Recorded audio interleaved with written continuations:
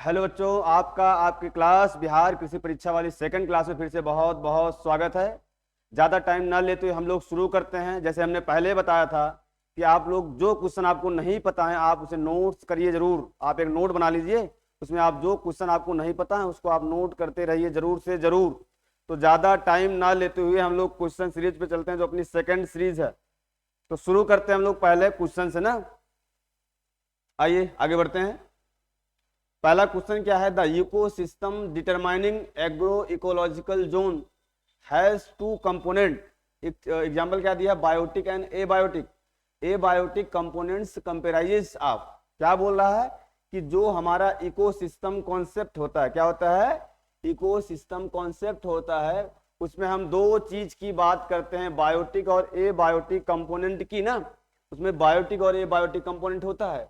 तो उसमें ये बोल रहा था निम्न में से जो चार ऑप्शन दिए हैं इनमें से कौन सा ए बायोटिक कंपोनेंट में आता है। क्या बोल रहा है, निम्न में से कौन सा ए बायोटिक कंपोनेंट में आता है। ठीक है, सबसे पहले हम बात कर लेते हैं इकोसिस्टम और इकोलॉजी की, तभी आप लोग ये क्वेश्चन कर पाओगे ना।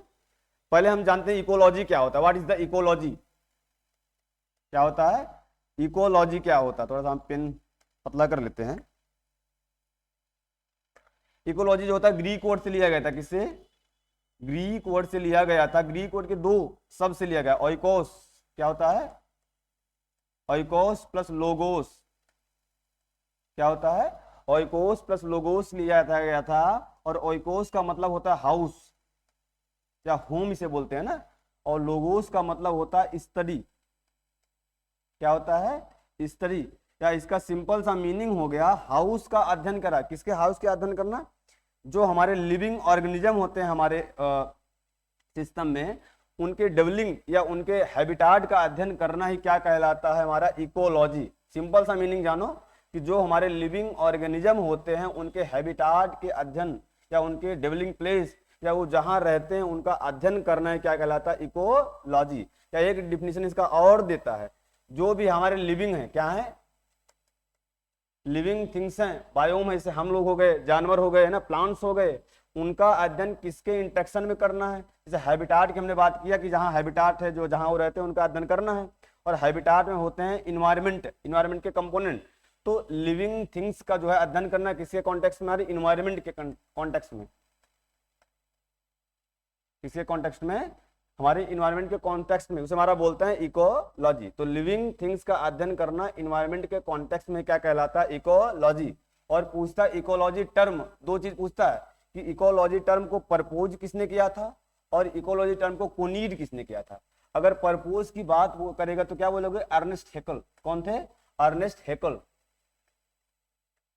ये क्वेश्चन पूछता है कि इकोलॉजी टर्म को सबसे पहले प्रपोज मतलब प्रस्तावित किसने किया था, तो कौन से थे, अर्नेस्ट हैकेल। अगर कोनीड की बात करें कि इकोलॉजी टर्म को कोनीड किसने किया था, ठीक है, तो क्या बताओगे, रिटर। किसने किया था, रिटर साहब ने किया था। ठीक है, तो ये बात हो गई इकोलॉजी की। लेकिन हम यहां बात करेंगे इकोसिस्टम की। दूसरा चीज होता है इकोसिस्टम।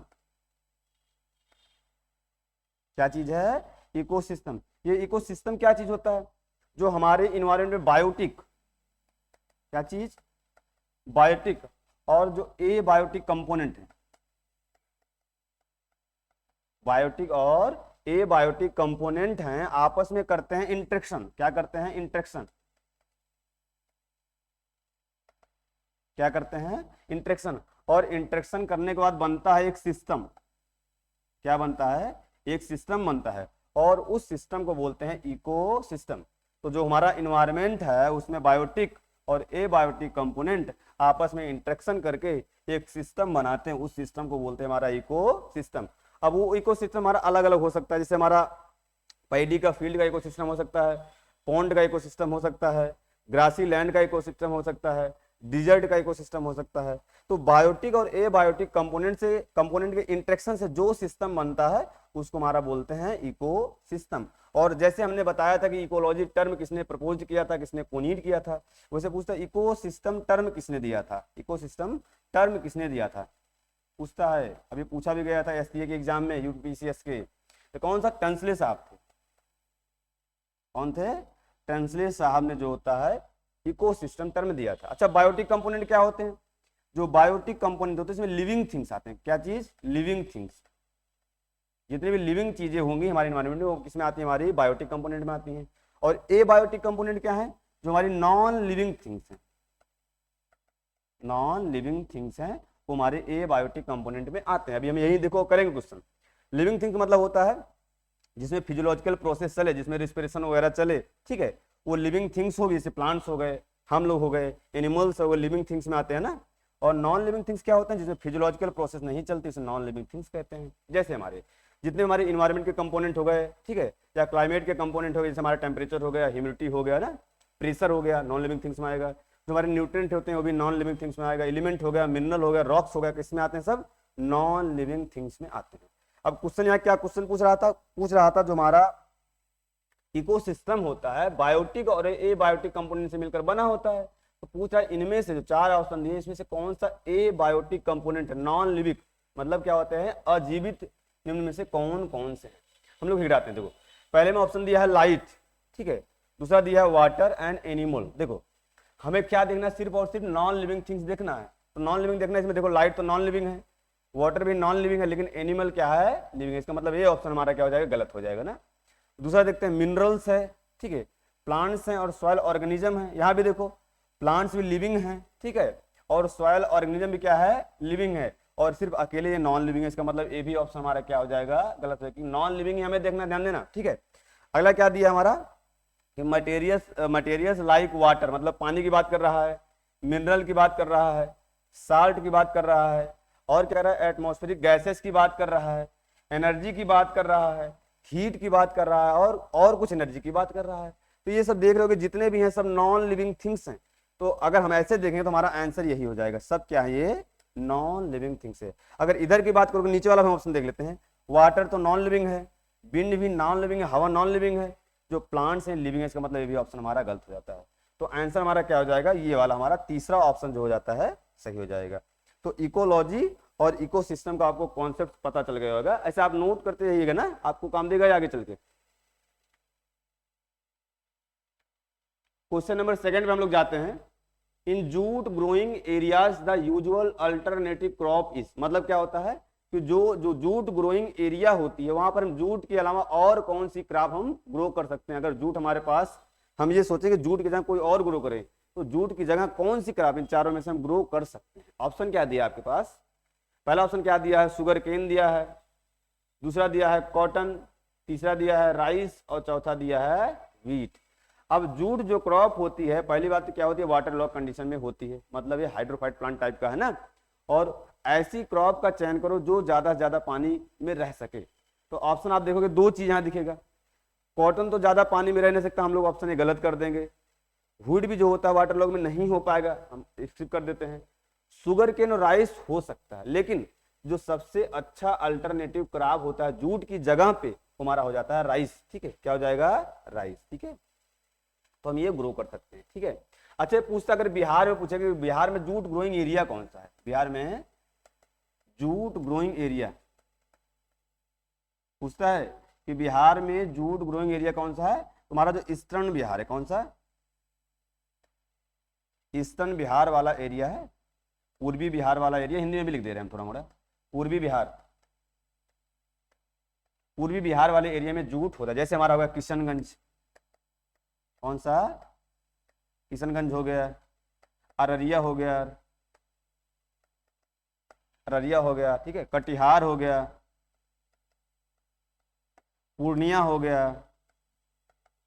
ये जो एरिया है हमारे, ये जो डिस्ट्रिक्ट होते हैं बिहार में, जूट ग्रोइंग एरियाज होते हैं, ठीक है, ध्यान देना आप लोग। अच्छा अगर ऑप्शन में राइस ना दिखे, अगर पूछ लिया जूट ग्रोइंग एरिया का अल्टरनेटिव क्रॉप पूछ लिया, अगर आपको राइस ना दिखे तो तब आप लोग शुगर केन लगाइएगा। लेकिन अगर ऑप्शन में राइस है या पैडी है तो आप लोग पैडी ही लगाइएगा ना। आगे बढ़ते हैं हम लोग।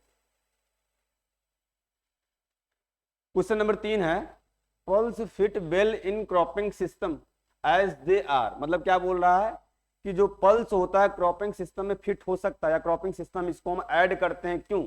इसका क्या फीचर होता है, इसे हम क्रॉपिंग सिस्टम इसे ऐड करते हैं, इसे हम ग्रो करते हैं। ऑप्शन देखो पहला क्या दिया है? शॉर्ट ड्यूरेशन क्रॉप की नेचर को होती है इसलिए करते हैं, ऑप्शन दिया है ना, ये शॉर्ट ड्यूरेशन के इसलिए ग्रो करते हैं। लॉन्ग ड्यूरेशन क्रॉप है, या डिजीज रेसिस्टेंट क्रॉप है, या फिर बोल दिया मॉइस्चर स्ट्रेस रेसिस्टेंट क्रॉप है। तो इसका जो सटीक हो जाएगा, जितनी भी पल्स होती है, मोस्ट ऑफ जो पल्स होती है, कुछ पल्स, एक दो पल्स को छोड़कर काउपी वगैरह को, जो मोस्ट ऑफ पल्स होती है काउपी पल्स या लेग्यूम को मिलाकर, काउपी और हमारे जो अरहर को छोड़कर मोस्ट ऑफ जो पल्स होती है शॉर्ट ड्यूरेशन क्रॉप होती है। इसलिए शॉर्ट ड्यूरेशन क्रॉपिंग सिस्टम में इनको ऐड करते हैं। ठीक है, इसके साथ साथ कहीं अगर ये दे दे कि ये फर्टिलिटी को इनहेंस, फर्टिलिटी को बढ़ाता है, तब भी आप लोगों को ऑप्शन लगा दीजिएगा। लेकिन इसका एक फीचर ये भी होता है कि शॉर्ट ड्यूरेशन नेचर की होती है, इसलिए इनको हम क्रॉपिंग सिस्टम में हम इन्वॉल्व करते हैं। ध्यान देना, ठीक है, आप लोग जानते रहिएगा। क्वेश्चन नंबर 4 है, Which one of the following is the principal nitrogen fixing algae community of blue green algae? क्या बोल रहा है, जो नील हरी शैवाल होती है उसकी कौन सी स्पीसीज जो होती है एज ए नाइट्रोजन फिक्सेशन में यूज होती है ना। ध्यान देना, हम जब यहाँ थ्योरी में पढ़ाते हैं तो बढ़िया से बताते हैं। जो हमारा ब्लू ग्रीन एल्गी होता है उसकी कौन सी स्पीसीज पूछ रहा है हमारे नाइट्रोजन फिक्सेशन में यूज होती है। ऑप्शन क्या क्या दिया है, ऑप्शन से ही आप अलग कर लेंगे। एक तो दिया है राइजोबिया, ये तो बी हमारा ब्लू ग्रीन एल्गी है ही नहीं, पहली बात तो ये कि एक बैक्टीरिया है। अगला दिया है एनाबीना, ठीक है। तीसरा दिया है एजोटोबैक्टर और चौथा दिया है एजोस्पाइरलियम, ठीक है। देखो पहला ऑप्शन यानी कि जो हमारा राइजोबिया है और एजोटोबैक्टर है और एजोस्पाइरलियम है, ये तीनों जो है बैक्टीरिया हैं। क्या है, बैक्टीरिया जो एज ए बायो फर्टिलाइजर के रूप में यूज होते हैं। और आंसर इसका जो एकदम अलग है हमारा क्या हो जाता है, एनाबीना। क्या होता है, एनाबीना। चलो बीजीए के बारे में थोड़ा सा पढ़ते हैं। बीजीए क्या होता है, इसे बोलते हैं नील हरी शैवाल, हिंदी में बोलते हैं नील हरी शैवाल, इसे बोलते हैं ब्लू ग्रीन एल्गी। इसका दूसरा नाम बहुत बार पूछा गया, इसे बोलते हैं साइनोबैक्टीरिया। क्या बोलते हैं, साइनोबैक्टीरिया। क्या बोलते हैं, साइनोबैक्टीरिया। और ये यूज होता है एज ए बायो फर्टिलाइजर। कहाँ, as a bio fertilizer use होता है लो लैंड पैडी के फील्ड में। कहाँ, लो लैंड पैडी के फील्ड में। अच्छा ध्यान देना, अगर अपलैंड पैडी की बात करेगा तो वहां एजोटोबैक्टर और एजोस्पाइरलियम दोनों यूज हो सकता है, स्पेशली एजोस्पाइरलियम। लेकिन लो लैंड पैडी की बात कर दिया तब क्या होता है, बीजीए और एजोला। ध्यान देना, ठीक है। अब बात क्या है कौन कौन सी स्पीसीज इसकी यूज होती है एज ए बायो फर्टिलाइजर। इसकी एक स्पीसीज तो यहां लिखा गया एनाबीना। कौन सी, एनाबीना। और जो दूसरी मोस्ट इंपोर्टेंट स्पीसीज होती है उसे बोलते हैं नॉस्टॉक। क्या बोलते हैं, नॉस्टॉक। ये दो स्पीसीज ऐसी होती हैं जो as a bio fertilizer use होती हैं। और ये पूछता है, इससे क्वेश्चन पूछता है कितने टेम्परेचर पे जो बीजी होता है, ब्लू ग्रीन एल्गी होता है, अच्छा सर्वाइव करता है। कितने टेम्परेचर पे अच्छा सर्वाइव करता है। तो टेम्परेचर जो इसका होता है वैरी करता है लगभग 25 से 45 डिग्री सेल्सियस तक वैरी करता है, ठीक है। एक क्वेश्चन बहुत बार पूछा गया, कितना नाइट्रोजन का फिक्सेशन करता है, ठीक है। एक साल में एक हेक्टेयर में लो लैंड पैडी के फील्ड में बीजीए जो होता है कितना नाइट्रोजन का फिक्सेशन करता है, लगभग 15 से 45 केजी पर हेक्टेयर करता है। ध्यान देना, पूछता कितने पीएच पे अच्छा ग्रो करता है। अगर पीएच पूछ लिया, पीएच कितने पीएच पे अच्छा ग्रो करता है, तो बोल देना 7 से 8 पीएच पे सबसे अच्छा ग्रो करता है। इसका जो स्पान लगता है, सीड रेट कह सकते हो ना, तो इसका ऐसे नॉर्मल सीड रेट कितना लगता है एक हेक्टेयर के लिए, तो बता देना 12 से 15 केजी। कितना, 12 से 15 केजी जो लगता है, ठीक है। इसका एक सेल होता है जिस सेल में नाइट्रोजन को फिक्स करके स्टोर करता है, और जो सेल होता है उस सेल का नाम होता है हेट्रोसिस्ट। क्या नाम होता है, हेट्रोसिस्ट। ये कई बार पूछा गया है, क्या नाम होता है, हेट्रोसिस्ट इसका नाम होता है। और एक क्वेश्चन और कई बार पूछा गया है कि किसने सबसे पहले देखा कि बीजीए नाइट्रोजन का फिक्सेशन कर सकता है, तो किसने बताया था, पीके डे। आप लिख लेना, पीके डे साहब ने देखा था कि बीजीए जो होता है नाइट्रोजन का फिक्सेशन कर सकता है। क्वेश्चन और पूछता है कि बीजीए नाइट्रोजन का फिक्सेशन कर सकता है, और भी लो लैंड पैडी के कंडीशन में। इसको सबसे पहले किसने बताया था, तब क्या बताओगे, एक हमारे एएन सिंह थे। कौन, एएन सिंह साहब थे। इन्होंने ये बताया था कि जो बीजीए होता है नाइट्रोजन का फिक्सेशन लो लैंड पैडी के फील्ड में कर सकता है। लेकिन सबसे पहले किसने बताया था कि बीजीए नाइट्रोजन का फिक्सेशन कर सकता है, तब क्या बताओगे, पीके डे, ठीक है। और इसी तरह हमारा एजोला भी होता है। एजोला का अगर स्पीसीज पूछेगा तो एजोला पिन्नाटा इंडिया में सबसे ज्यादा यूज होता है। और अगर इसकी बात करेगा तो इसकी एनाबीना और नॉस्टॉक सबसे ज्यादा यूज होती है। और एजोला और बीजे दोनों जो होती हैं लो लैंड पैडी के फील्ड में एज ए बायो फर्टिलाइजर जो होती हैं यूज होती हैं, ध्यान देना। ठीक है, आगे बढ़ते हैं हम लोग। क्वेश्चन नंबर है अपना 5 नंबर का ना, which were the following two crops are responsible for almost 75% pulse production in India. क्या पूछ रहा है, ऐसी कौन सी 2 पल्स क्रॉप हैं जो लगभग पूरे इंडिया का 75% पल्स कंट्रीब्यूशन करते हैं, पल्स प्रोडक्शन में कंट्रीब्यूशन करते हैं ना। टोटल जो पल्स का प्रोडक्शन होता है उनमें से 2 क्रॉप ऐसी हैं जो टोटल पल्स प्रोडक्शन का 75% लगभग कंट्रीब्यूट करती हैं। ऑप्शन क्या दिया है आपको, ऑप्शन देखते हैं हम लोग। पहला दिया है ग्राम और मूंग बीन, दूसरा दिया है पिजन पी और मूंग बीन। ठीक है, आप लोग हिंदी में देखिएगा पिजन पी को अरहर कहते हैं ना, और अगला दिया है मूंग बीन और लेंटिल मतलब मसूर और मूंग, और चौथा दिया है ग्राम और पिजन पी। ठीक है, तो यहाँ आंसर क्या हो जाएगा सही, यहाँ जो आंसर सही हो जाएगा टोटल पल्स प्रोडक्शन का लगभग 75% जो कंट्रीब्यूट करता है 2 क्रॉप मिलके करती है। कौन कौन सी, ग्राम और पिजन पी मतलब चना और क्या हमारा अरहर। ठीक है, लगभग 75%। अगर अकेले बात करें कौन सी पल्स जो होती है इंडिया में सबसे ज्यादा होती है, ठीक है, चाहे एरिया की बात कर दे चाहे प्रोडक्शन की बात कर दे, क्या बताओगे आप लोग, हमेशा बताना ग्राम। यानी कि चना जो होता है एरिया में भी सबसे ज्यादा है और प्रोडक्शन में भी सबसे ज्यादा है। ठीक है, ध्यान देना, हमेशा एरिया और प्रोडक्शन में ऐसी कौन सी क्रॉप ज्यादा है, ये ध्यान देना। और पल्स प्रोडक्शन की बात करें कौन सा स्टेट सबसे ज्यादा करता है, तो बता देना एमपी। कौन सा करता है, एमपी जो होता है पल्स प्रोडक्शन में ज्यादा होता है। अच्छा, अगर बिहार में पूछ लिया कि पल्स प्रोडक्शन एरिया कौन सा है, बिहार का पल्स ग्रोइंग एरिया कौन सा हमारा होता है, तो हमारा जो साउथ बिहार है, साउथ कौन सा, जो साउथ बिहार वाला रीजन है वो पल्स ग्रोइंग एरिया में, जैसे हमारा गया हो गया, नालंदा हो गया ना, औरंगाबाद हो गया, तुम्हारे साउथ बिहार, पटना हो गया, जो साउथ बिहार वाला पोर्शन है अपलैंड है, और उसी अपलैंड में जो होता है पल्स का जो है प्रोडक्शन बिहार में होता है। ठीक है, आगे बढ़ते हैं हम लोग। अगला क्या है, triticale is a cross between. ठीक है, जो ट्रिटिकेल होता है किसके किसके क्रॉस से बना था। देखिए ट्रिटिकेल क्या होता है, ये 2 क्रॉस से बना था, 2 जो होते हैं अलग अलग स्पीसीज थी, अलग अलग जो है क्रॉप थी, उनके क्रॉस से बना था और अलग अलग फीचर लिया गया था। तो ये पूछ रहा है किन किन के क्रॉस से ट्रिटिकेल बना था। ऑप्शन क्या दिया आपका, व्हीट एंड बार्ले, दूसरा दिया है बार्ले एंड राई, और तीसरा दिया व्हीट एंड राई, और चौथा दिया है व्हीट एंड ओट। ये तो बहुत बदनाम क्वेश्चन, अभी हमारे जो यूपी पीसीएच एग्रीकल्चर वाला है ना, तो उसमें ये पूछा गया, जो हमारा प्रीलिम्स अभी हो वहां भी ये पूछा गया था। तो जो ट्रिटिकेल होता है किससे किसके क्रॉस से बना है, हमारा व्हीट और राई, किसके क्रॉस से बना है, व्हीट और राई के क्रॉस से बना है। ठीक है, अच्छा ट्रिटिकेल जो होता है इसको क्या बोलते हैं, मैन मेड सीरियल। क्या बोलते हैं, मैन मेड सीरियल। अगर पूछ लिया कि मैन मेड सीरियल कौन सा है, पहला फर्स्ट मैन मेड सीरियल, तब क्या बताओगे आप लोग, ट्रिटिकेल बताओगे। क्या बताओगे, ट्रिटिकेल बताओगे ना। ठीक है, ये पूछता है कि ट्रिटिकेल, यहां लिखा भी है किससे किसके क्रॉस से बना है, हमारा व्हीट और राई के क्रॉस से बना हुआ है। व्हीट का साइंटिफिक नेम बताने की जरूरत नहीं है, ट्रिटिकम एस्ट्रम होता है, और राई का जो होता है सेकल सीरियल। क्या होता है, सेकल सीरियल।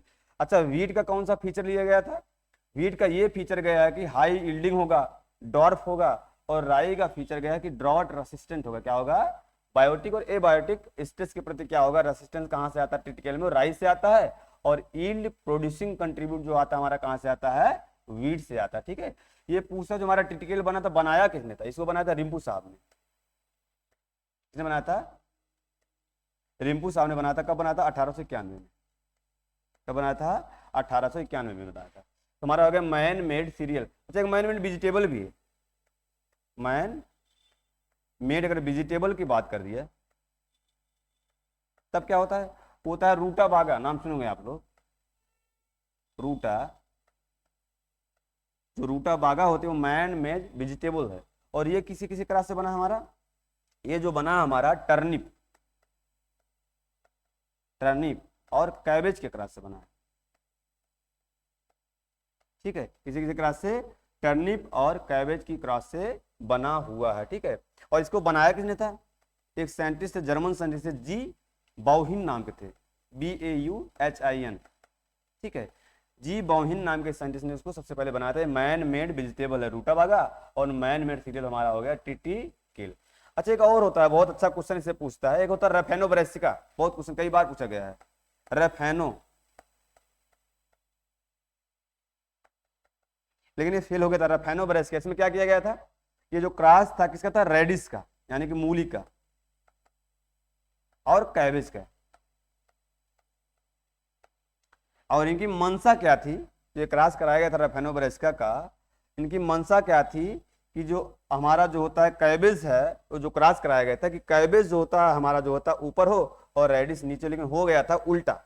उल्टा क्या हो गया था कि मूली ऊपर हो गई थी और कैबेज नीचे हो गया था। और पूछा रफेनो ब्रेसिका दिया किसने था, तो कारपेंचिको ने दिया था। कारपेंचिको, ये साइंटिस्ट का नाम है, कोई ऐसे वैसे नहीं बोल रहा हूँ। कारपेंचिको ने 1927-28 में 1927-28 में दिया था। ठीक है, तो रफेनो ब्रेसिका किसने दिया था, कारपेंचिको ने। और पहला मैन मेड वेजिटेबल रूटाबागा इसे जेई बाउहन ने दिया था। और जो पहला जो मैन मेड सीरियल है उसे टिटिकल कहते हैं, और उसको दिया था रिम्पू साहब ने। किसने दिया था, रिम्पू साहब ने दिया था। ठीक है, रिम्पू साहब ने 1891 में दिया था। ठीक है, आगे बढ़े हम लोग। अगला क्वेश्चन है, pedology considered soil as a, क्या बोल रहा है, जो हमारा पीडोलॉजी टर्म होता है उसके अकॉर्डिंग जो हमारा सॉइल होता है क्या कहलाया जा सकता है ना, क्या कहा जा सकता है सॉइल को। ऑप्शन क्या दिया है, पहला ऑप्शन दिया है नेचुरल बॉडी कह सकते हैं क्या, ये बोल रहा है। प्राकृतिक निकाय कह सकते हैं, दूसरा दिया है प्योरली ए सिंथेसाइज्ड वन, क्या कह सकता है, जो विशुद्ध रूप से संश्लेषित है, क्या ये कह सकते हैं। क्या बोल सकते हैं मीडियम फॉर प्लांट ग्रोथ, क्या इसको कह सकते हैं। और चौथा ऑप्शन दिया है powdered rocks mass of the earth crust, क्या इसे कह सकते हैं। तो होता क्या है, जब मैं यहाँ थ्योरी में बताता हूँ बढ़िया से बताता हूँ, लेकिन यहाँ भी मैं बता दे रहा हूँ कि पीडोलॉजी क्या है। देखो ये पीडोलॉजी होती है सॉइल साइंस की ब्रांच। क्या है, जो हमारा सॉइल साइंस है इसकी दो मुख्य रूप से ब्रांचें तो बहुत है, लेकिन दो मुख्य रूप से ब्रांच हैं। एक होता हमारा पीडोलॉजी, क्या होता है, एक होता है पीडोलॉजी, क्या होता है, एक होता है पीडोलॉजी, क्या होता है पीडोलॉजी, और दूसरा होता है इडेफोलॉजी। क्या होता है, इडेफोलॉजी। हमने कई बार बताया, जिसमें लॉजी लास्ट में लगा होगा वो ग्रीक वर्ड से लिया गया होगा, और जिसमें लास्ट में कल्चर लगा होगा किस वर्ड से लिया गया होगा, हमारा लैटिन वर्ड से लिया जाता है। ठीक है, तो पीडोलॉजी और इडेफोलॉजी ग्रीक वर्ड के शब्द है ना, ध्यान देना। ठीक है, अच्छा पीडोलॉजी में किस चीज का अध्ययन करते हैं, इसका अगर हम तोड़े मोड़े, ये ग्रीक वर्ड से लिया गया है पेडोन प्लस लोगोस, और पेडोन का मतलब होता है सॉयल और लोगोस का मतलब होता है स्टडी। और सेम ऐसे भी होता है इडेपोस प्लस लोगोस, और इडेपोस का मतलब होता है सॉयल या फील्ड, और लोगोस का मतलब होता है स्टडी। अच्छा पीडोलॉजी में करते क्या है, जो ये पीडोलॉजी इसमें सॉयल का जो होता है ओरिजिन, क्या होता है, ओरिजिन, क्लासिफिकेशन, ये पूछता है, क्लासिफिकेशन, डिस्ट्रीब्यूशन, जेनेसिस और डिफिनीशन आदि के बारे में अध्ययन करते हैं। मतलब सॉइल साइंस की या मृदा विज्ञान की एक ऐसी शाखा जिसमें हम मृदा की उत्पत्ति, वर्गीकरण या उसका डिस्क्रिप्शन और जेनेसिस, उसके साथ साथ डिफिनीशन का अध्ययन करते हैं, उसे हमारा कहते हैं पीडोलॉजी। और इडेफोलॉजी क्या कहलाता है, ये होता है इसमें मृदा का अध्ययन हम पौधों के रिलेशन में करते हैं। तो स्टडी ऑफ द सॉइल, तो सॉइल का अध्ययन, सॉइल का स्टडी किसके रिलेशन करते हैं, the study of the soil in relation with higher plant. ठीक है, अब ध्यान देना, इसमें क्या कर रहे हैं, पीडोलॉजी में कर रहे हैं हम ओरिजिन, क्लासिफिकेशन, डिस्क्रिप्शन, जेनेसिस और डिफिनीशन का अध्ययन कर रहे हैं। अब ध्यान देना, अगर हम ओरिजिन की बात कर रहे हैं, क्लासिफिकेशन की बात कर रहे हैं, तो जो सॉइल हमारा बनता है किससे बनता है, रॉक्स और मिनरल से, बताते हैं ना, रॉक्स और मिनरल से बनते हैं, चट्टान और खनिज से बनते हैं। और ये जो चट्टान और खनिज होते हैं नेचर में मुक्त रूप से पाए जाते हैं, इसका मतलब ये नेचुरल बॉडी है। कैसे हैं, नेचुरल बॉडी है। इस बिहेव पे जो होता है हम पीडोलॉजी को एक अलग नाम ही दे देते हैं, इसे हम नेचुरल बॉडी की कॉन्सेप्ट देते हैं, कहते हैं एक नेचुरल बॉडी है। जो पीडोलॉजी टर्म में कैसा है, नेचुरल बॉडी है, मतलब प्राकृतिक जो होता है, प्राकृतिक अंग होता है। ठीक है, और इडेफोलॉजी क्या होता है, इडेफोलॉजी में कर रहे हैं सॉइल का अध्ययन, पौधों के रिलेशन के बारे में कर रहे हैं। इसका मतलब क्या होता है, इसका मतलब क्या है, जो पौधा हमारा सॉइल में ग्रो होता है और सॉइल से न्यूट्रिएंट लेता है, वाटर लेता है, ऑक्सीजन लेता है, इसका मतलब क्या होता है, जो सॉयल होता है प्लांट के लिए हैबिटाट का काम करता है। क्या करता है, हैबिटाट मतलब प्रवास का काम करता है या घर का काम करता है, इसलिए हम इडेफोलॉजी बोलते हैं नेचुरल हैबिटाट। हैबिटाट मतलब प्राकृतिक प्रवास बोलते हैं ना। तो पूछता है कि प्राकृतिक प्रवास की संज्ञा किसे दी जाती है, तो इडेफोलॉजी को, और प्राकृतिक अंग की संज्ञा किसे दी जाती है, हमारी पीडोलॉजी को। में आंसर क्या हो जाएगा, पीडोलॉजी की बात किया है तो क्या हो जाएगा, हमारा नेचुरल बॉडी हो जाएगी ना। तो ऐसे आप लोग क्वेश्चन कर लीजिएगा। अगर ऐसे सॉइल साइंस के फादर पूछेंगे तो नॉर्मली क्या बताओगे, डॉक्यूचेव हैं।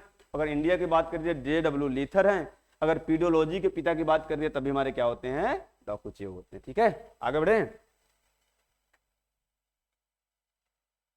अगला है question, the cation exchange capacity of mineral soil containing predominantly kaolinite clay mineral generally ranges between. क्या कह रहा है, एक ऐसा सॉइल, एक ऐसी मृदा जिसमें कैओलिनाइट क्ले मिनरल डोमिनेंट है, और उस सॉइल की जो होती है केटायन एक्सचेंज कैपेसिटी कितनी है, धन आयन को प्रतिस्थापित करने की क्षमता जो होती है कितनी होती है, ध्यान देना।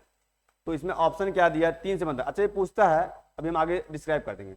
पहला ऑप्शन दिया गया है 3 से 15, अभी हम डिस्क्राइब करेंगे। दूसरा होता है 15 से 40 दिया है। तीसरा दिया है 80 से 100, और लास्ट में दिया है मोर देन 100 दिया है ना। तो जो अगर कैओलिनाइट डोमिनेंट, जहां भी आपको कैओलिनाइट दिख जाए और जहां भी कैओलिनाइट होता है वहां की CEC हमेशा क्या होती है, कम होती है। और जो सबसे कम इसमें जो आंसर दिख रहा है 3 से 15, तुम्हारा आंसर ही हो जाएगा ना।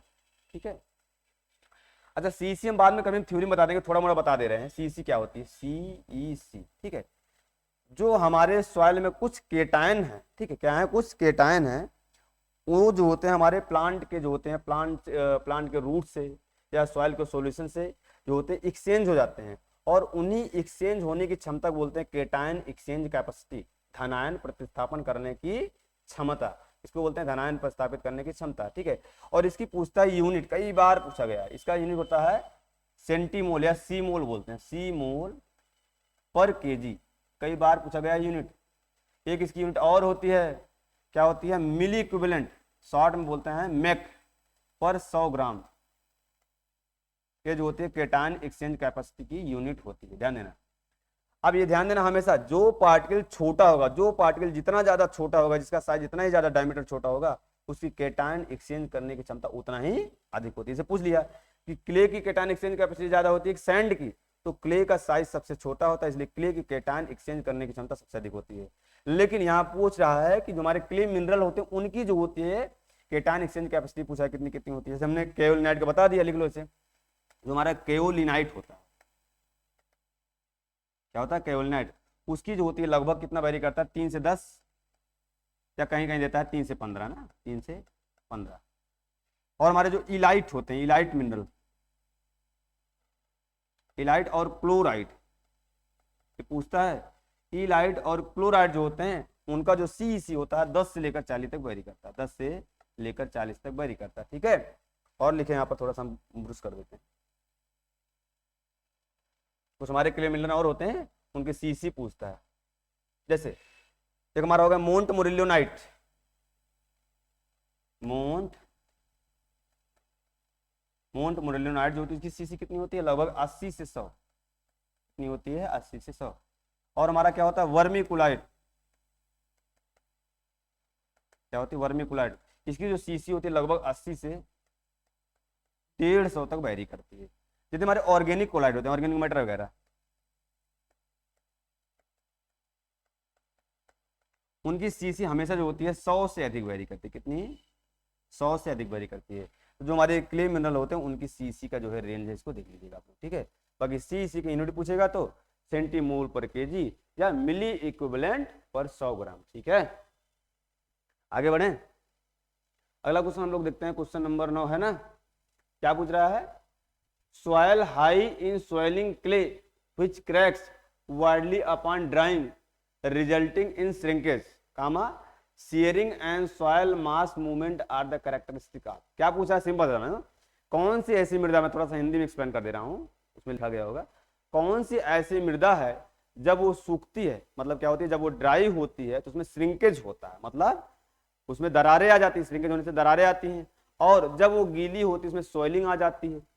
तो पूछ रहा है श्रिंकेज और स्वेलिंग की प्रॉपर्टी निम्न में से कौन सी मृदा में पाई जाती है, और वो मृदा कौन से ऑर्डर में आता है, ऑर्डर पूछ रहा है, तो वो मृदा कौन से ऑर्डर में आती है जिसमें श्रिंकेज और स्वेलिंग की प्रॉपर्टी पाई जाती है। ठीक है, ध्यान देना। ऑप्शन क्या दिया अभी हम बता एक्सप्लेन करते हैं। ऑप्शन दिया, पहला ऑप्शन है अल्टीसोल, दूसरा दिया इंटीसोल, तीसरा ऑप्शन दिया पोर्टजोल, ठीक है, और चौथा ऑप्शन दिया है बर्टीसोल। तो इसका जो आंसर हो जाएगा बर्टीसोल, क्या हो जाएगा, बर्टीसोल हो जाएगा। अच्छा, ये श्रिंकेज स्वेलिंग पाई होता क्या है, देखो जो हमारी ब्लैक सॉइल होती है, ब्लैक सॉइल क्या होती है, ब्लैक सॉइल, ये किस ऑर्डर में आती है, कल हमने बताया था बर्टीसोल में आती है, इसमें बर्टीसोल में हमारी आती है ऑर्डर में। ठीक है, इसमें दो प्रॉपर्टी पाई जाती है, जब ये सूखती है, जब ये ड्राई होती है ना, जब ये ड्राई होती है जिसमें होता है श्रिंकेज, श्रिंकेज होता है ना, ठीक है, और जब ये ड्राई होती है श्रिंकेज होता है, दूर दूर पार्टिकल चले जाते हैं, होता है इसमें आ जाती हैं दरारें, बन जाती है क्रैक्स, क्या होती हैं, क्रैक्स। और जब श्रिंकेज होकर क्रैक्स बनता है, इसी को बोलते हैं सेल्फ टिलिंग प्रॉपर्टी। पूछता है सेल्फ टिलिंग प्रॉपर्टी क्या होती है, ये क्वेश्चन पूछता है कौन सी ऐसी सॉइल है जिसमें सेल्फ टिलिंग की प्रॉपर्टी पाई जाती है, स्वतः जुताई की जो होती है क्षमता पाई जाती है, गुण पाया जाता है, कौन सा होता है, हमारा ब्लैक सॉइल। और जब ये मृदा क्या होती है, क्या होती है, जब मृदा होती है वेट होती है, क्या होती है, वेट, गीली होती है, तब क्या होती है, इसमें होती है सोइलिंग, क्या होती है, सोइलिंग। और जब इसे सोइलिंग होती है इसे बोलते हैं हमारा गिलगाई। पूछता है गिलगाई ऐसे नाम में होता है माइक्रो रिलीफ, माइक्रो रिलीफ। तो ये पूछता है कौन सी ऐसी मृदा है जिसमें श्रिंकेज और सोइलिंग की प्रॉपर्टी पाई जाती है, कौन सा होता है, हमारा ब्लैक सॉइल होती है। और श्रिंकेज कब होता है, जब वो सूखती है, ड्राई होती है तब श्रिंकेज होता है, ठीक है। और सोइलिंग कब होती है, जब वो वेट होता है, इसका मतलब जब उसमें पानी होता है तब उसमें जो होता है सोइलिंग की प्रॉपर्टी होती है। और ये क्रैक्स बोलता है, जो दरारें आ जाती हैं, दरारें आ जाती हैं सॉइल में, और ये दरारें आती हैं हमारी श्रिंकेज की वजह से। और जो गिलगाई का फॉर्मेशन होता है, माइक्रो रिलीफ का फॉर्मेशन होता है, या सोइल होती है हमारी, जब पानी मिलता है थोड़ा सा सोइलिंग आ जाती है, उसको बोलते हैं गिलगाई फॉर्मेशन। तो ये जो दोनों प्रॉपर्टी पाई जाती है हमेशा ब्लैक सॉइल में पाई जाती है। अच्छा, अल्टीसोल में कौन सा सॉइल पाया जाता होगा, इसमें पाया जाता है लैटराइट सॉइल, आपका नाम आप लोग नाम सुने होंगे ना, लैटराइट सॉइल। लैटराइट सॉइल किसमें आती है, अल्टीसोल और ऑक्सीसोल दोनों में आती है। और इंटीसोल में कौन सी सॉइल आती है हमारी, एलुवियल सॉइल का नाम सुनेंगे आप लोग, एलुवियल सॉइल। और पोर्टजोल्स में आती है पोर्टजोल सॉइल, सिंपल से कोई बताने की जरूरत नहीं। ये पोर्टजोल सॉइल वो सॉइल होती है जो कूल और ह्यूमिड कंडीशन में बनती है, और अपने इंडियन कंडीशन में बहुत कम पाई जाती है, रसिया, कनाडा, डेनमार्क, वहां पर पोलर रीजन पे ज्यादा पाई जाती है, पोलर और टेम्परेट रीजन पे ना। और वर्टिसोल हमारी ब्लैक सॉइल आती है। अच्छा, रेड सॉइल किस में आती है, रेड सॉइल ये हमारी आती है अल्फीसोल में, अल्फीसोल ऑर्डर में आती है ना। तो ऐसे करके आप नोट करते जाइएगा जो आपको ना पता होगा ना। आगे बढ़े, अगला क्वेश्चन है 10वें नंबर का, which one of the following micro organism is responsible for maximum nutrient recycle in the soil. पूछ रहा है जो चार ये माइक्रोब दिए हैं, इनमें से कौन सा ऐसा माइक्रोब जो होता है जो न्यूट्रिएंट के रिसाइकिल में, सॉइल में न्यूट्रिएंट के रिसाइकिल में सबसे ज्यादा मदद करता है ना। ऑप्शन क्या दिया है, अच्छा पहले जान लो रिसाइकिल होता क्या है, सिंपल है जानो। जो हमारे न्यूट्रिएंट होते हैं, जो हम लोग जैसे कोई रेजिड्यू वगैरह डाले, फसल अवशेष डाले, या वैसे भी हम ऑर्गेनिक मैटर डाले, तो वो ऑर्गेनिक फॉर्म में होते हैं, और तब उसमें होता है मिनरलाइजेशन, वो कन्वर्ट होते हैं इनऑर्गेनिक फॉर्म में, ठीक है। और वो इनऑर्गेनिक फॉर्म पौधे यूज कर सकते हैं, ठीक है, और बाद में उनका होता है लॉसेस, या पौधे यूज करते हैं फिर वो ऑर्गेनिक फॉर्म में कन्वर्ट हो जाते हैं। तो ये इनका एक साइकिल चलता रहता है ना। ये पूछ रहा है कि न्यूट्रिएंट रिसाइकिल जो होता है, जो अलग अलग न्यूट्रिएंट होते हैं, उस रिसाइकिल में कौन सा माइक्रोब सबसे ज्यादा हेल्प करता है, मदद करता है ना। ऑप्शन क्या दिया है, पहला ऑप्शन दिया हमारा बैक्टीरिया, दूसरा दिया है एक्टिनोमाइसीट्स, और तीसरा दिया है फंजाई यानी कि कवक, और चौथा दिया है एल्गी। तो इसमें आंसर क्या हो जाएगा, ये क्वेश्चन बहुत बढ़िया क्वेश्चन है, पूछता है ये, इसका जो आंसर हो जाएगा हमारा हो जाएगा बैक्टीरिया। बैक्टीरिया जो होता है सबसे ज्यादा जो होता है न्यूट्रिएंट के रिसाइकिल में जो होता है मदद करता है। जैसे आप लोग नाम सुनेंगे कि जो होता है हमारा जो मिनरलाइजेशन प्रोसेस चलता है, उसमें स्यूडोमोनास हो गया, बैसिलस हो गया, ठीक है, थायोबैसिलस हो गया, ऐसा बैक्टीरिया ही तो है, नाइट्रोसोमोनास हो गया, नाइट्रोबैक्टर हो गया, नाइट्रोकोकस हो गया, ये सब बैक्टीरिया ही तो हैं। तो न्यूट्रिएंट के रिसाइकिल में सबसे ज्यादा जो अहम रोल प्ले करता है वो बैक्टीरिया करता है। अच्छा, पूछता है कि जो बैक्टीरियाज होते हैं कितने पीएच पे, कौन से कंडीशन में जो होते हैं ग्रो करते हैं, मतलब बेसिक कंडीशन में कौन सा होता है, बेसिक कंडीशन में ग्रो कर सकते हैं। इसका मतलब पीएच पूछता है। जो बैक्टीरिया होते हैं 6.5 से लेकर 8.5 पीएच पे सबसे अच्छा ग्रो करते हैं। ध्यान में पूछता है बैक्टीरिया कितने पीएच करते हैं, 6.5 से लेकर 8.5 पीएच पे। और एक्टिनोमाइसीट्स और एल्गी ये करते हैं neutral to slightly alkali condition में। कहा, स्लाइटली न्यूट्रल टू उदासीन से लेकर स्लाइटली एल्कली कंडीशन में हमारे ये ग्रो करते हैं। सेम एल्गी का भी यही है, neutral to slightly acidic condition, slightly alkali condition,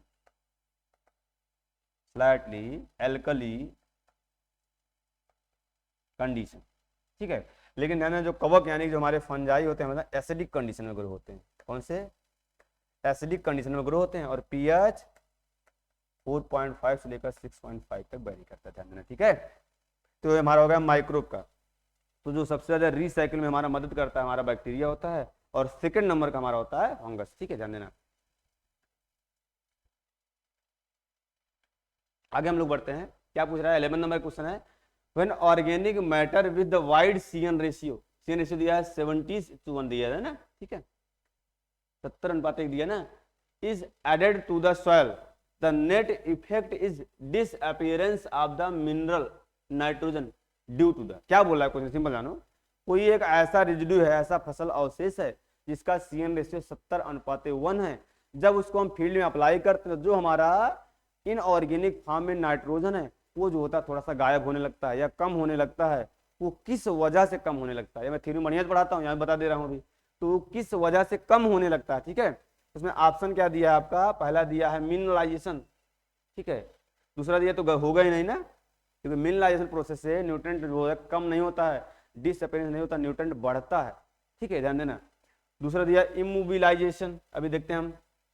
अगला दिया है नाइट्रोजन ट्रांसफॉर्मेशन, ठीक है। अगला दिया है नाइट्रोजन रिडक्शन, ठीक है। तो इसका सटीक देखो, नाइट्रोजन ट्रांसफॉर्मेशन भी नहीं होगा क्योंकि इसमें भी मिनरलाइजेशन ही स्टेप इन्वॉल्व होता है, एक फॉर्म से दूसरे फॉर्म में बदलता है, ठीक है।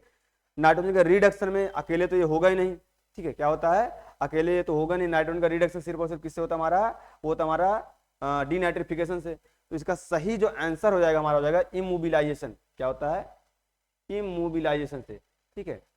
अच्छा, ये दोनों पूछता है कि मिनरलाइजेशन क्या होता है, मिनरलाइजेशन का सिंपल सा मीनिंग होता है, मिनरलाइजेशन जिसे हिंदी में बोलते हैं खनिजीकरण, क्या बोलते हैं, खनिजीकरण। इसमें होता क्या, जो हमारे न्यूट्रिएंट ऑर्गेनिक फॉर्म में है, कार्बनिक फॉर्म में है, ऑर्गेनिक फॉर्म वाले जो न्यूट्रिएंट होते हैं वो इनऑर्गेनिक फॉर्म में बदलते हैं, इनऑर्गेनिक फॉर्म में बदलते हैं, ठीक है। और इस प्रोसेस को बोलते हैं हमारा मिनरलाइजेशन। ऐसी बोलता है जो ऑर्गेनिक फॉर्म वाले न्यूट्रिएंट होते हो उसे बोलते हैं अनअवेलेबल फॉर्म, और जो इनऑर्गेनिक फॉर्म होता है अवेलेबल फॉर्म होता है। तो अवेलेबल फॉर्म में बदलना मतलब क्या होता है, न्यूट्रिएंट का ऑर्गेनिक फॉर्म या अनअवेलेबल फॉर्म से इनऑर्गेनिक फॉर्म या अवेलेबल फॉर्म में बदलना ही क्या कहलाता है, हमारा मिनरलाइजेशन या खनिजीकरण कहलाता है, ठीक है। और इसी का जस्ट उल्टा क्या कहलाता है, इमोबिलाइजेशन, क्या आता है, इमोबिलाइजेशन। इसमें क्या होता है, जो हमारा न्यूट्रिएंट है वो इनऑर्गेनिक या अवेलेबल फॉर्म से ऑर्गेनिक या अनअवेलेबल फॉर्म में कन्वर्ट हो जाए, तो इसी को हमारा बोलते हैं इमोबिलाइजेशन प्रोसेस। और इसी इमोबिलाइजेशन प्रोसेस के द्वारा सबसे ज्यादा न्यूट्रिएंट का जो होता है हमारा लॉसेस होता है, स्पेशली जब हम वो रेजिड्यू डालें, ऐसा फसल अवशेष डालें जिसका CN रेशियो जो होता है हमारा ज्यादा होता है, ठीक है, ध्यान देना। अच्छा, क्वेश्चन और पूछता है, मैं यहीं से बता देते हैं आप लोग को। जितने भी हमारे क्या होते हैं, जितने भी हमारे सीरियल और मिलेट, जितने भी सीरियल और मिलेट होते हैं उनका जो फसल अवशेष, उनका CN रेशियो कितना होता है, जो फसल अवशेष होता है उनका CN रेशियो 80 से अधिक होता है। कितना होता है, 80 से अधिक होता है, ठीक है। और जितने हमारे होते हैं पल्स, और उनका जो फसल अवशेष होता है उनका CN रेशियो होता है 20 से 30 अनुपात 1, ठीक है। और ये मैं क्वेश्चन कई बार बताता हूं, कोई ऐसा रेजिड्यू है जिसका CN रेशियो ज्यादा है, और एक ऐसा रेजिड्यू है जिसका CN रेशियो कम है। तो जिसका CN रेशियो ज्यादा है उसको सड़ने में या उसको मिनरलाइज होने में या उसका खनिजीकरण होने में ज्यादा टाइम लगता है। ठीक है, कितना टाइम लगता है? ज्यादा टाइम लगता है। और जिस फसल अवशेष का CN रेशियो कम है उसको खनिजीकरण या उसका खनिजीकरण होने में, उसका मिनरलाइजेशन होने में या उसको सड़ने में जो होता है टाइम कम लगता है। उसका रीजन भी है। देखो ये किसका अनुपात है? CN रेशियो का अनुपात है। इसका मतलब क्या होता है कि इसमें कार्बन ज्यादा होगा, जो हमारे सीरियल और मिलेट है उनके रेजिड्यू में कार्बन ज्यादा होगा, और जो माइक्रोब होता है उनका फूड मटेरियल कार्बन ही होता है, और जो हमारे पल्स होते हैं उनके रेजिड्यू में जो होता है इसकी अपेक्षा कार्बन होता है कम। क्या होता है? कार्बन होता है कम। तो जो हमारा माइक्रोब होता है जिसमें कार्बन ज्यादा होता है, इसका मतलब इसको खाने में, इसको पचाने में ज्यादा टाइम लगता है, इसलिए जो हमारे सीरियल और मिलेट का जो रेजिड्यू होता है उसको सड़ाने में या उसको मिनरलाइज होने में ज्यादा टाइम लगता है, और जो पल्स के रेजिड्यू होते हैं उनको सड़ने में या उनको मिनरलाइज होने में कम टाइम लगता है। इसका मतलब जिस फसल के अवशेष का CN रेशियो कम होगा वो जल्दी से सड़ जाएगा, जल्दी से मिनरलाइज हो जाएगा, और जिस फसल का फसल अवशेष जो होता है उसका CN रेशियो ज्यादा होगा उसको सड़ने में ज्यादा टाइम लगेगा। ठीक है, और जो फसल अवशेष होते हैं जो हमारे सीरियल मिलेट होते हैं उनके सड़ने में, उनके मिनरलाइज होने में टाइम ज्यादा लगता है। इसको बोलते हैं सोरगम सिकनेस का इफेक्ट। और ये सोरगम सिकनेस का इफेक्ट मोस्ट ऑफ सीरियल और मिलेट दिखाते हैं, सिर्फ रागी जो होता है, रागी वो जो होता नहीं दिखाते, क्योंकि उसका CN रेशियो जो होता है लगभग 50:1 का होता है ना। ठीक है, आगे बढ़ते हैं हम लोग। अगला क्वेश्चन 12 नंबर का, the addition of excess soluble phosphatic fertiliser to the soil में भी इफेक्ट प्लांट ग्रोथ बाय। क्या बोल रहा है? जो हमारे फॉस्फेटिक फर्टिलाइजर होते हैं जब सॉइल में डालते हैं तो क्या इफेक्ट आता है, कौन सा न्यूट्रिएंट कम या ज्यादा हो जाता है? उसमें ऑप्शन हम लोग पढ़ते हैं। क्या दिया है? क्या दिया है? Inhibiting the growth of micro organism. Hindi भी बता दे रहे हैं, क्या कह रहा है? पहला ऑप्शन दिया inhibiting the growth of micro organism. इसका मतलब जो हमारे सूक्ष्म जीव होते हैं उनका ग्रोथ जो होता है वो थोड़ा सा कम हो जाता है। क्या? दूसरा ऑप्शन दिया है प्रेसिपिटेटिंग आयरन एंड एल्यूमिनियम, मतलब जो हमारा आयरन और एल्यूमिनियम उनका प्रेसिपिटेशन हो जा रहा है, मतलब वो अनअवेलेबल फॉर्म में बदल जा रहे हैं, ये तो नहीं है। अगला देखते हैं reducing the availability of zinc. क्या जो होता है अगर हम फास्फेटिक फर्टिलाइजर डालेंगे क्या जिंक की अवेलेबिलिटी कम हो जाती है उस सॉइल में? और चौथा ऑप्शन दिया है reducing the availability of the calcium, या बोल रहा है कि कैल्शियम की अवेलेबिलिटी कम हो जाती है। इसका जो आंसर सही हो जाएगा, कभी भी आप जब फास्फोरस डालोगे तो हमेशा जिंक की अवेलेबिलिटी कम हो जाती है। किसकी? जिंक की। अच्छा क्वेश्चन पूछता है जिंक के साथ साथ और कौन से न्यूट्रिएंट की अवेलेबिलिटी कम हो जाती है? आयरन की। ठीक है, अब ध्यान देना, जो हमारा फास्फोरस होता है, क्या आता है? फास्फोरस जो होता है, हमेशा ध्यान देना, ये जो होता है अवेलेबल होता है न्यूट्रल पीएच पे, और वो पीएच कौन सा होता है? 6.5 से लेकर 7.5 तक। कितना? 6.5 से लेकर 7.5 तक ना पूछता है। और ये न्यूट्रल पीएच पर ही क्यों अवेलेबल होता है? क्योंकि देखो अगर हम बेसिक कंडीशन डाले, एल्कली कंडीशन में डाल दिए, एल्कलाइन कंडीशन में डाल दिए, एल्कलाइन कंडीशन में हम डाल दिए, वहां पर क्या होते हैं? हमारे कैल्शियम होते हैं, मैग्नीशियम होते हैं और सोडियम होते हैं। और तब क्या बना लेगा? कैल्शियम के फास्फेट बना लेगा, मैग्नीशियम के फास्फेट बना लेगा, सोडियम के फास्फेट बना लेगा, और ये क्या होते हैं? फास्फोरस के अनअवेलेबल फॉर्म होते हैं। इसलिए बोलते हैं एल्कलाइन कंडीशन में भी फास्फोरस अवेलेबल नहीं होता है। अगर एसिडिक कंडीशन होगा, एसिडिक ऐसा कंडीशन, एसिडिक मतलब अम्लीय कंडीशन हो गई, वहां पर क्या डोमिनेंट होता है? हमारा आयरन डोमिनेंट होता है, एल्यूमिनियम डोमिनेंट होता है, मैग्नीज डोमिनेंट होता है। वहां पर क्या बन जाता है? आयरन के फॉस्फेट, एल्यूमिनियम के फॉस्फेट, मैग्नीज के फॉस्फेट, और ये भी जो होते हैं अनअवेलेबल फॉर्म है फास्फोरस के। इसीलिए बोला जाता है फास्फोरस जो देते हैं, क्या फास्फोरस जो अवेलेबिलिटी होती है न्यूट्रल सॉइल में सबसे ज्यादा होती है और एसिडिक और एल्कलाइन कंडीशन में कम होती है। आगे बढ़े, अगर ऐसा पूछ लिया कि फास्फोरस को देने से कौन कौन से न्यूट्रिएंट की कमी हो जाती है, तब बता देना आप लोग जिंक और आयरन। इसे बोलते हैं एंटागोनिस्टिक इफेक्ट।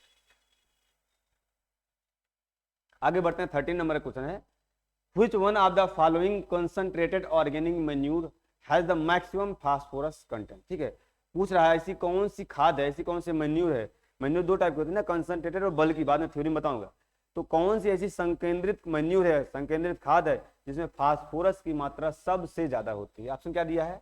पहला दिया है फिश मील, दूसरा दिया है स्टेरा मील, ठीक है, और तीसरा दिया पोल्ट्री मैन्यूर, और चौथा दिया है गुआनो। ठीक है, ध्यान देना, अगर फास्फोरस की कभी भी बात करिए तो हमेशा जो गुआनो होता है, जो बड़ी बड़ी पक्षियां होती है समुद्र किनारे, जो उनका एक्सक्रेटा होता है, इकट्ठा करके बाद में एज ए मैन्यूर यूज करते हैं, और उसमें फास्फोरस सबसे ज्यादा होता है। ठीक है, अच्छा पूछता है कि कौन से मैन्यूर में फास्फोरस ज्यादा होता है, तो क्या अभी बता दिए हम, फास्फोरस अगर ज्यादा मैन्यूर की बात कर दिया तो क्या बताओगे? गुआनो। क्या बताओगे?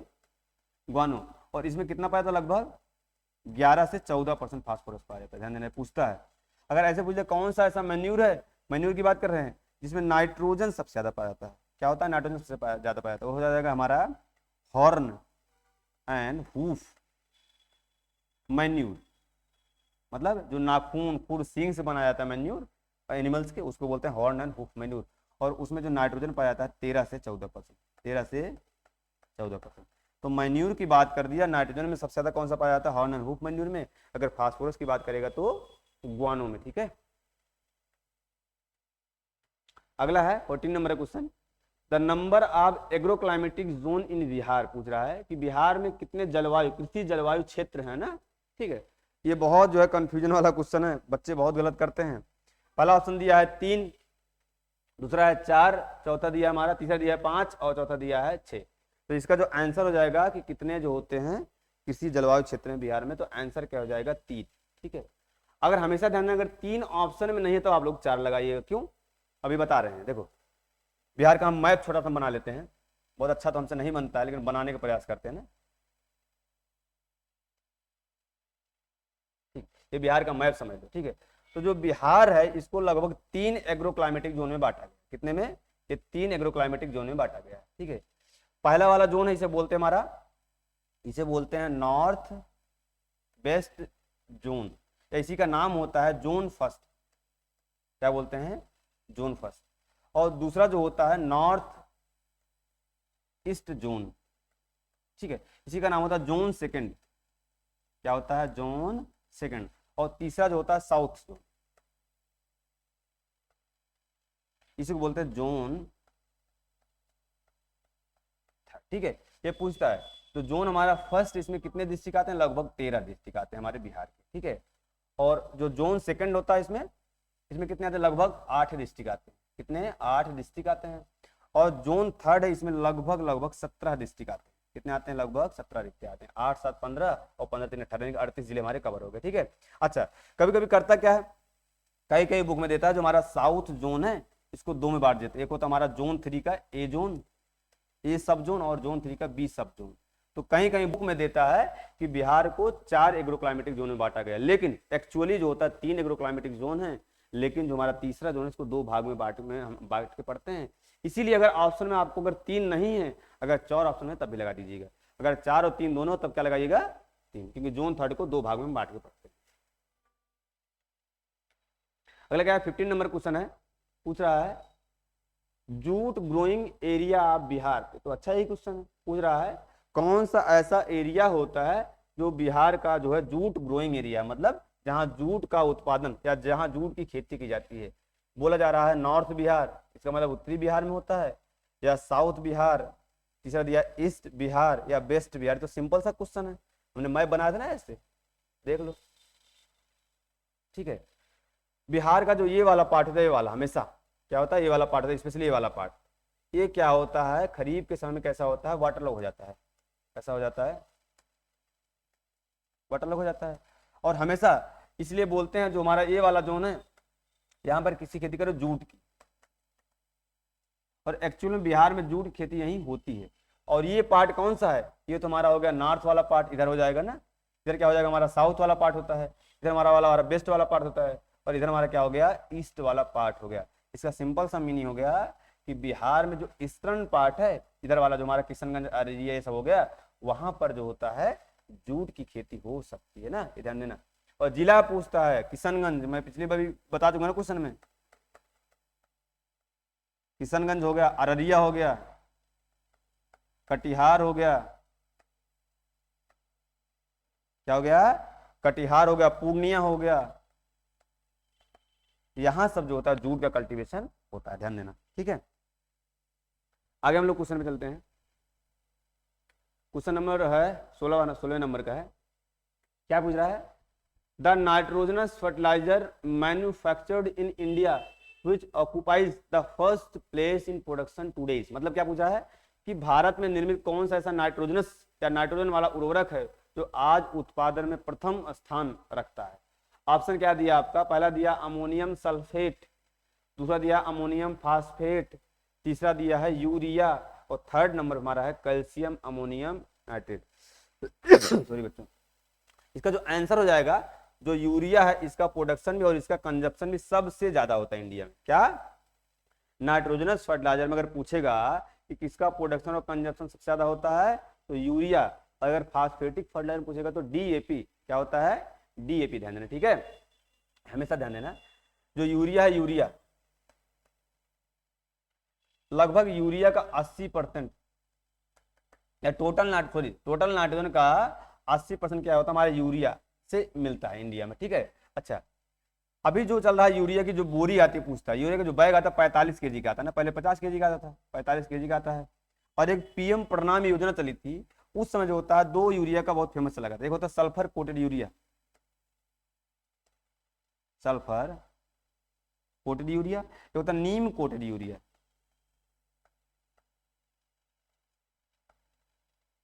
इन दो चीज का प्रचलन ज्यादा कौन सी योजना चला था? पीएम प्रणाम योजना में ज्यादा इनको प्रमोट किया गया था, सल्फर कोटेड यूरिया और नीम कोटेड यूरिया, ठीक है, ध्यान देना। और यूरिया के बैग में लगभग 45 केजी आता है। ये पूछता है यूरिया का जो फोलियर स्प्रे करते हैं कितना परसेंट रखते हैं, क्वेश्चन बता दे रहे हैं। लगभग रखते हैं 2 से 6% का सोल्यूशन बनाते हैं स्प्रे करते टाइम। कितना? 2 से 6% का सोल्यूशन जो होते हैं बनाते जब ए करते हैं, ठीक है, ध्यान देना हमेशा, ठीक है। अच्छा, अगर फास्फेटिक फर्टिलाइजर की बात की है कि फास्फेटिक फर्टिलाइजर में सबसे ज्यादा कौन सा यूज होता है? डीएपी। कौन सा यूज होता है? डीएपी। और सेकंड नंबर हमारा कौन सा होता है? एसएसपी, ठीक है, ध्यान देना हमेशा। ऐसे अगर नाइट्रोजन फर्टिलाइजर में सबसे ज्यादा यूरिया यूज होता है, सेकंड नंबर भी होता है हमारा अमोनियम सल्फेट। क्या यूज होता है? अमोनियम सल्फेट, ठीक है, पूछता है। अच्छा, ये जो अमोनियम सल्फेट है कौन से क्रॉप में सबसे ज्यादा यूज होता है? हमारा होगा पैडी। पैडी का मेन नाइट्रोजन फर्टिलाइजर कौन सा होता है? अमोनियम सल्फेट, ठीक है। और यूरिया तो ऑल ओवर हम सब यूज कर सकते हैं। और जो अमोनियम फास्फेट होता है तो डायमोनियम फास्फेट, मोनोमोनियम फास्फेट हम कहीं भी एज ए नाइट्रोजनस और as a phosphatic fertiliser use करते हैं, क्योंकि नाइट्रोजन और फर्टिलाइजर तो दोनों, नाइट्रोजन और फास्फोरस दोनों पाया जाता है।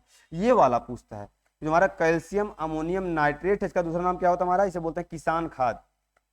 क्या बोलते हैं? किसान खाद। और ये जो होता है मोस्ट ऑफ जो वेजिटेबल क्रॉप है उनके लिए सबसे अच्छा माना जाता है। हमारे वेजिटेबल क्रॉप हैं उनके लिए सबसे अच्छा फर्टिलाइजर माना जाता है एज ए नाइट्रोजनस फर्टिलाइजर ना, ये ध्यान देना आप लोग।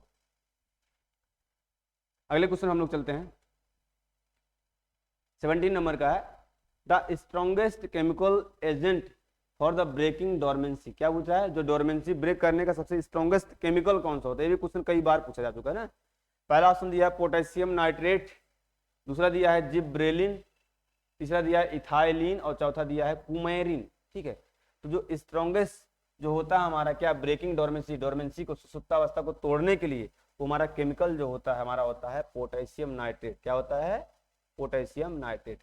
अच्छा, एक क्वेश्चन पूछता है अगर स्ट्रॉन्गेस्ट केमिकल की बात करें तो पोटेशियम नाइट्रेट होता है, तब क्या होता है? KNO3 होता है। अगर हमेशा हार्मोन पूछ लिया, कौन सा ऐसा हार्मोन स्ट्रॉन्गेस्ट हार्मोन होता है तो एज ए डोरमेंसी ब्रेकिंग का काम करता है, हार्मोन या ग्रोथ रेगुलेटर, तब क्या बताओगे आप लोग? तब बताओगे जिब्रेलिन। क्या होता है? जिब्रेलिन। अच्छा, एक और पूछता है अगर पोटैटो में करना है, पोटैटो में हमें करना है, पोटैटो में जो होता है डोरमेंसी को ब्रेक करना, तब पूछता है थायोरिया जो होता है। क्या? थायोरिया होता है। और इस थायोरिया में लगभग 36% नाइट्रोजन होता है। कितना? 36% नाइट्रोजन होता है, ठीक है। और इसी तरह अगर एक होता है हमारा जो ओनियन होता है, ओनियन भी पूछता है खूब, ओनियन मतलब होता है प्याज। अगर इसमें स्प्राउटिंग को रोकना है तब क्या यूज करते हैं? मैलिक हाइड्राजाइड, खूब कई बार पूछा जा चुका है। मैलिक हाइड्राजाइड का यूज करते हैं ओनियन में स्प्राउटिंग को रोकने के लिए, इसलिए इसका एक ट्रेड नेम भी होता है स्प्राउट स्टॉप। क्या बोलते हैं? Sprout stop. ये वाला क्वेश्चन तो कई बार पूछा गया है, पोटैटो और ओनियन वाला, ठीक है ना। पोटैटो में डोरमेंसी को ब्रेक करने के लिए थायोरिया का यूज होता है, और स्प्राउटिंग को, हमारे ओनियन में स्प्राउटिंग को रोकने के लिए कौन सा केमिकल यूज होता है? Maleic hydrazide. 18 नंबर क्वेश्चन हम लोग चलते हैं, द राइस वैरायटी कंटेनिंग डीजियोजीन, ठीक है, एक ऐसा जीन जो राइस में डॉर्फिन को प्रमोट करता है उसको बोलते हैं डीजियोजीन। तो ये पूछ रहा है निम्न में से जो 4 वैरायटी हैं किसका जो होता है, किसमें डीजियोजीन का जो है कंपोनेंट होता है, या किसके जो है फॉर्म जब बनाया गया था उसमें डीजियोजीन का प्रयोग हुआ था। ऑप्शन क्या दिया है? पहला दिया है इंद्रसेन दिया है ना, दूसरा दिया बासमती, और तीसरा दिया तिलक, और चौथा दिया IR8। क्या होता है? IR8। तो जो इसमें बना गया था जिसमें डीजियोजीन का प्रयोग हुआ था हमारा IR8, ठीक है। अच्छा, IR8 से क्वेश्चन पूछता है जो IR8 था इसे बोलते हैं मिरेकल राइस। क्या बोलते हैं? मिरेकल। बहुत पूछा, चमत्कारी धान। मिरेकल राइस की वैरायटी कौन सी है वर्ल्ड में? तब क्या होगा हमारा IR8। अच्छा, ये अगर मिरेकल इंडिया में पूछ लिया, इंडिया में यही मिरेकल अगर इंडिया में पूछ लिया तब कौन सा होता है? जया। कौन सी होती है? जया। ठीक है। अच्छा, पूछता है IR8 जो होता है कौन कौन से पेरेंट से बना था? तो अभी बोलते रहे ना डिजियोजीन, तो एक होता हमारा डिजियोजीन, और क्या होता? पेटा। तो डिजियोजीन और पेटा का जो होता है दो पेरेंट से बना था। जो डिजियोजीन था डॉर्फिन लाता था। क्या लाता है? डॉर्फिन। और जो पेटा लाता, पेटा क्या होता है? Stress resistance. स्ट्रेस रेसिस्टेंस की प्रॉपर्टी जो है लाता है। ठीक है, ध्यान देना। ये मिरेकल राइस अब क्या हो गया? इंडिया की हो, वो वर्ल्ड की हो गई। और मिरेकल राइस अब अगर इंडिया की पूछेगा तो जया। अच्छा, जया का भी क्रॉस पूछता है, जो जया हमारी है। ठीक है, जया का अगर क्रॉस पूछेगा तो क्या होता है? TN1। क्या होता है? TN1 into TN141। ठीक है। और जया को डेवलप जो किए थे वो शास्त्री साहब थे, एक शास्त्री साइंटिस्ट थे ना, शास्त्री नाम के साइंटिस्ट उन्होंने डेवलप किया था। ठीक है। अगर राइस की फर्स्ट वैरायटी पूछे तब क्या होती है? TN1 होती है। कौन सी होती है? TN1 होती है। ठीक है, ध्यान देना। और इस TN1 का क्लास क्या होता है? इसका क्लास होता है डिजियोजीन।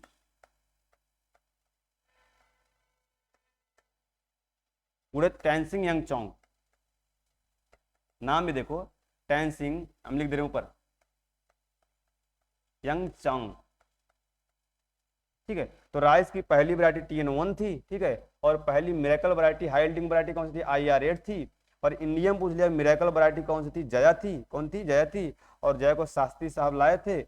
और जो हमारा IR8 था वो कौन कौन से हमारे मात्रक से बना था? हमारा डिजियोजीन इंटू पेटा से। और जो हमारा जया था TN1 और T141 के जो होता है पैतृक पदार्थ से बना। ठीक है, आगे बढ़े हम लोग, अगले क्वेश्चन चलें। 19 नंबर क्वेश्चन है, which of the following soil is best for the vegetable cultivation. पूछ रहा है कौन सा ऐसा जो होता है हमारा सॉइल है जो वेजिटेबल कल्टीवेशन के लिए सबसे अच्छा माना जाता है ना। क्या कर रहा है? जो हमारा वेजिटेबल की खेती होती है कौन से सॉइल में सबसे अच्छी हो सकती है ना। ऑप्शन आपके सामने है। पहला दिया है सैंडी। क्या दिया है? सैंडी। दूसरा दिया है सैंडी लूम। ठीक है। और तीसरा दिया है हमारा क्ले लूम। और चौथा दिया है क्ले सॉइल। तो हमेशा ध्यान देना, ये तो कई बार क्वेश्चन पूछा जा चुका है कि वेजिटेबल के लिए अच्छा सॉइल कौन सा माना जाता है। तो आप लोग क्या बताओगे? चाहे वेजिटेबल पूछेगा चाहे नॉर्मली ही पूछेगा, अगर इस टाइप से दे दिया, ठीक है, टेक्सचरल के बेस पे, तब क्या आप लोग लगाओगे? Sandy loom.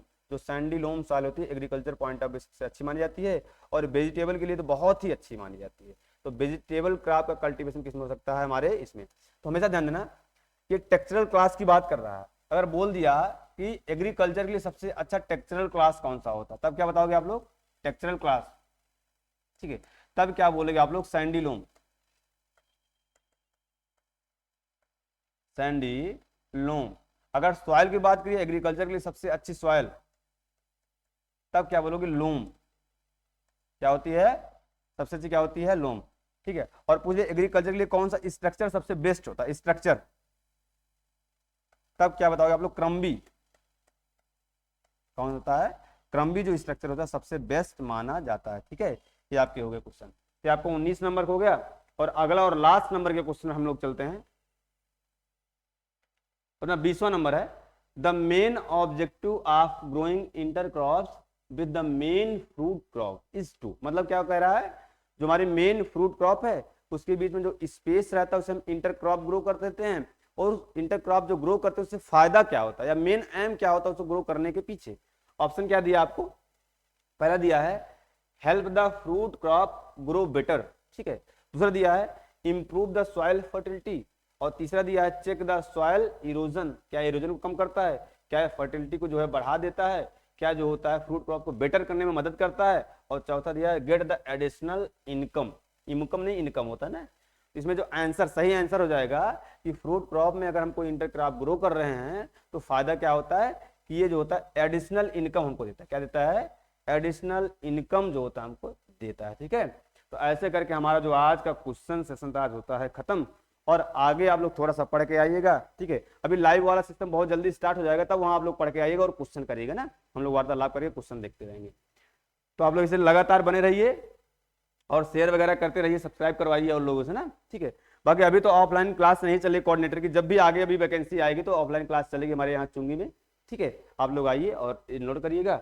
बाकी अगर कोई बात हो, अगर आपको अगर कुछ चीज पूछना हो तो ये नंबर अपना है 7068408976, इस पे आप लोग जो है मैसेज करिएगा।